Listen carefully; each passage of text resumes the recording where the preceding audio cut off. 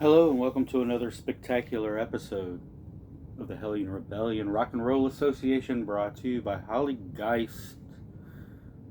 I apparently missed a moment of silence that we need to address from roughly 2 weeks ago. I don't think 2 weeks is too tacky to talk about our fallen rock and roll heroes. This moment of silence goes out to Mr. Blackie Onassis. Some people refer to him by his real name, John Rowan. He was the original drummer for an early 90s alternative rock band known as Urge Overkill. I'm really not all that familiar with Urge Overkill other than their Saturation record and, of course, their cover of Girl, You'll Be a Woman Soon that you can find on the Pulp Fiction soundtrack, which is a song that blew that band right out of the water. So let's go ahead and give a moment of our respect to Mr. John Rowan.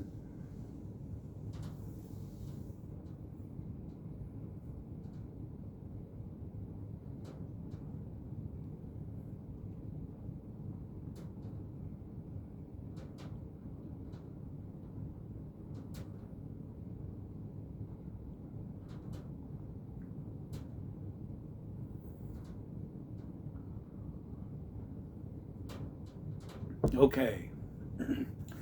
May Mr. John Rowan or Blackie Onassis find the rooms in Shangri-La be filled with good vibes and sweet, sweet tunes. Tonight I'm going to talk about, I'm going to talk about the North America Loud Punk series.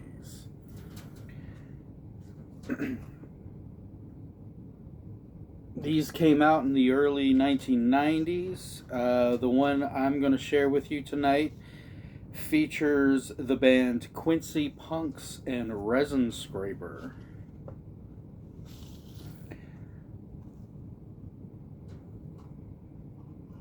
There were two other loud North American Loud series. Hold on, let me look at this insert here. I know one had 88 Fingers Louie and Philocracy, and the third one had the Boll Weevils and the Ripcords. These were splits done by Labyrinth Records out of Chicago. And it was rumored that they were going to keep this series going and do a Central and South American series as well, but I don't think they ever did that. And if they still exist, I kind of wish they would do that. That would be really cool. So each one of these records has one band from the United States and one band from Canada.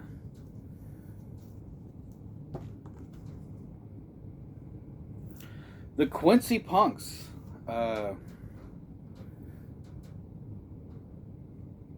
What can I say? They get started around 1991. They would go on to about 2011. And they went through about 9 bass players. They had a lot of troubles touring. I guess it was traumatic, and they called it a day in 2011. However, the Quincy Punx aren't really gone. They just decided to quit touring, and so if you ever want to see this band, you're going to have to go to their hometown of Minneapolis, Minnesota, to see them. And even then, I don't know how often these guys play anymore. They were a spearhead on Recess Records, one of the big bands that came off of Recess Records, along with bands like the Dwarves or FYP. I was enamored with the Quincy Punx when I first heard them because in the early 90s, I would say probably around 1993 is when punk broke for a third time. I would call it the third era of punk rock. Uh, this era of punk rock would really get its really get its just claws into you, and it was really the Epitaph bands, the Fat Records bands, the really thrashy Pennywises, Lagwagons,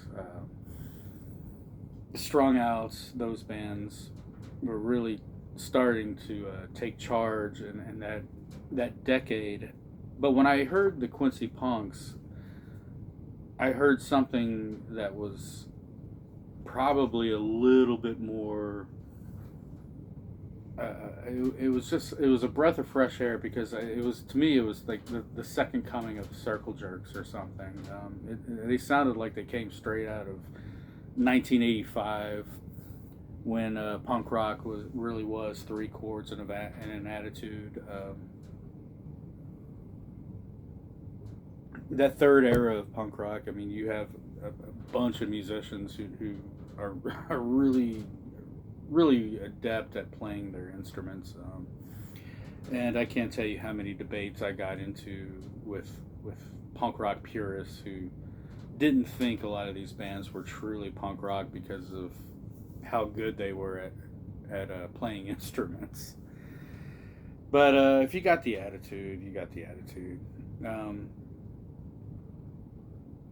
So other than that, I don't have much more. Oh well, okay. Quincy Punx. Here's a rumor of how they got their name.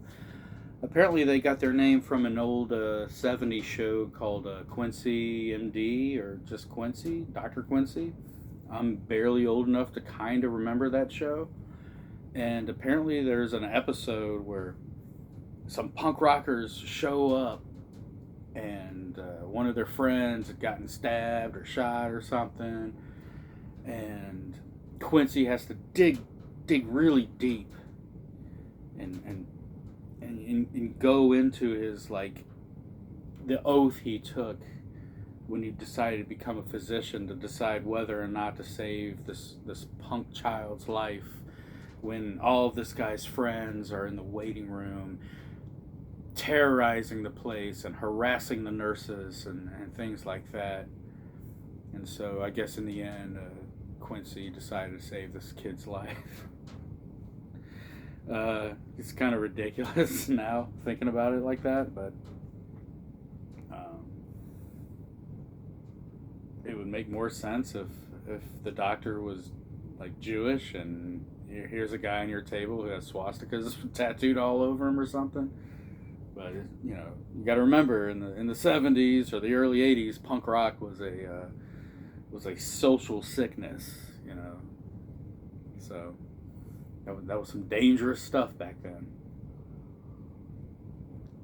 So let's go ahead and check out one of my favorite early 90s punk rock bands, the Quincy Punx.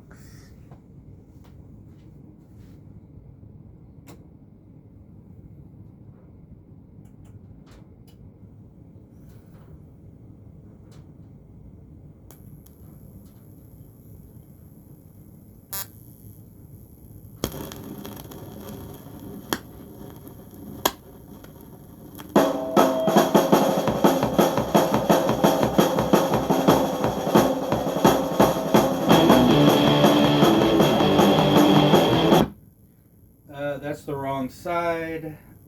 Let me flip the record.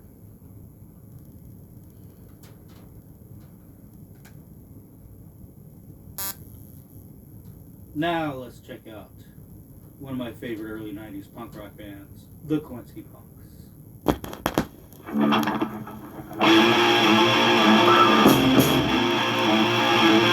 Sitting in my easy chair with the roller, and I feel I can believe the shit I see. Swastikas and red prayer.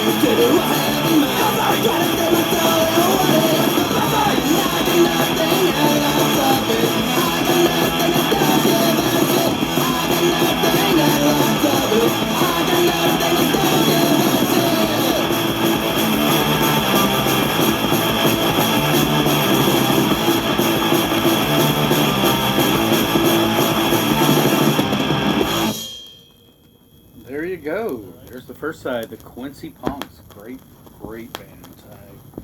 I can't herald this band enough. I don't think I've ever heard a bad song from these guys. Let's talk about the second band that's on this split.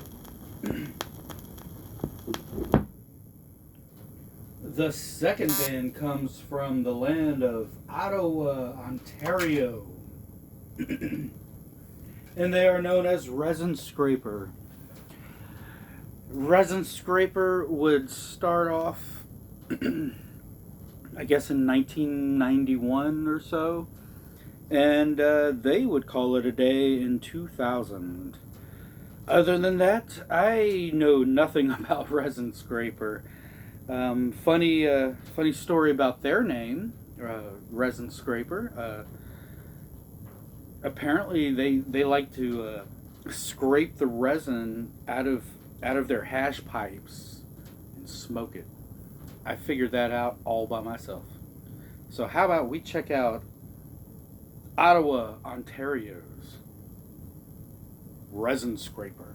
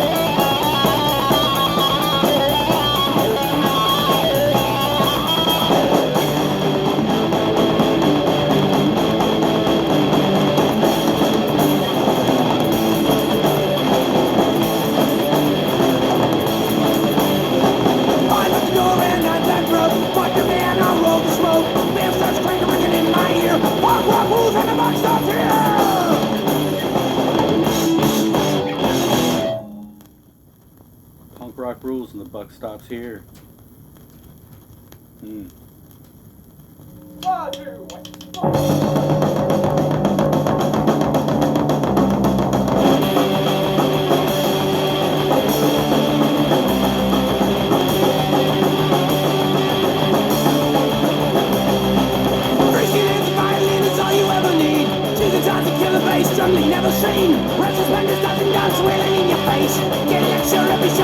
destroy the base. Yeah! Ow! Ow! Yeah, baby! Oh! Yeah! The pickup got my own guitar wailing in the fray. Rockin' playing band and smoking, don't get in the way. If the band you can hear won't play your favorite song, just remember they are punks and they are never wrong. No! Ow!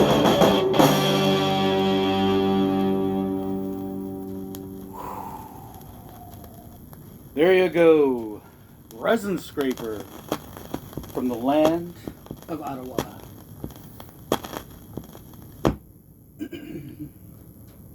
I hope you liked it. I like both of those bands very much, and yeah, these old loud North American series are really good.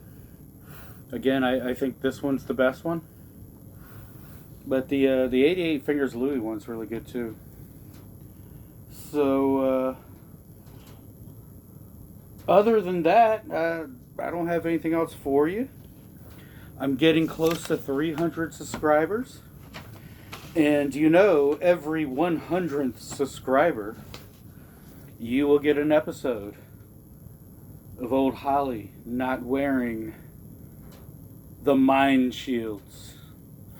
So, hopefully I see you next week. Love each and every one of you. Later.